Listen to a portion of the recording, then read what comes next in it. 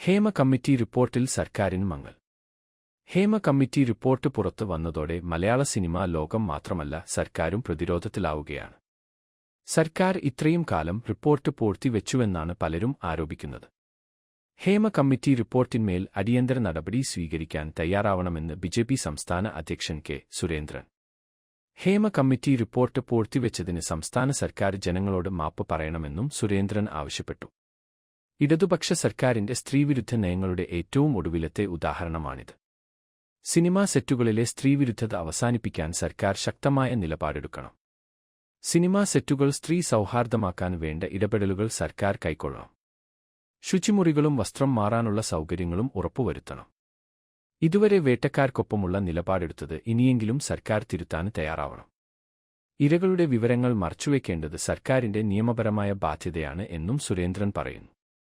അതേസമയം Hema committee report പരിശോധിക്കാൻ കഴിഞ്ഞിട്ടില്ലെന്നും report ആദരിക്കപ്പെടേണ്ടതാണെന്നും കേന്ദ്രമന്ത്രിയും നടനുമായ സുരേഷ് ഗോപി. റിപ്പോർട്ടിന്റെ അടിസ്ഥാനത്തിൽ സംഘടനകൾ പരിശോധിക്കട്ടെ. സിനിമാ മേഖലയിൽ സജീവമല്ലാതായിട്ട് നാളുകളായി. സർക്കാരിനെ വിമർശിക്കാനില്ല. തുടർ നടപടി സർക്കാർ പരിശോധിച്ചു കൈക്കൊള്ളുമെന്നും സുരേഷ് ഗോപി അറിയിച്ചു.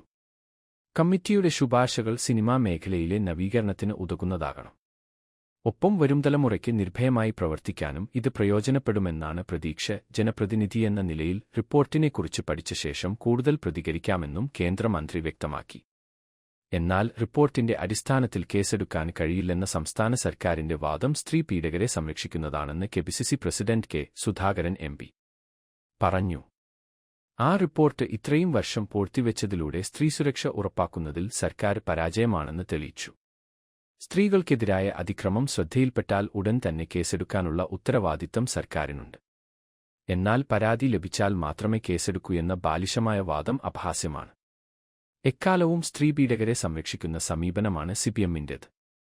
സ്വന്തം പാർട്ടിയിലെ സ്ത്രീകൾക്ക് പോലും നീതി ഉറപ്പാക്കാൻ കഴിയാത്ത സിപിഎമ്മിൽ നിന്ന് ഇതിൽ കൂടുതലൊന്നും പ്രതീക്ഷിക്കാനില്ലെന്നും അദ്ദേഹം പറഞ്ഞു. തൊഴിലിടങ്ങളിൽ സ്ത്രീകൾക്ക് സുരക്ഷയും തുല്യതയും ഉറപ്പാക്കണം എന്നും സുധാകരൻ പറഞ്ഞു.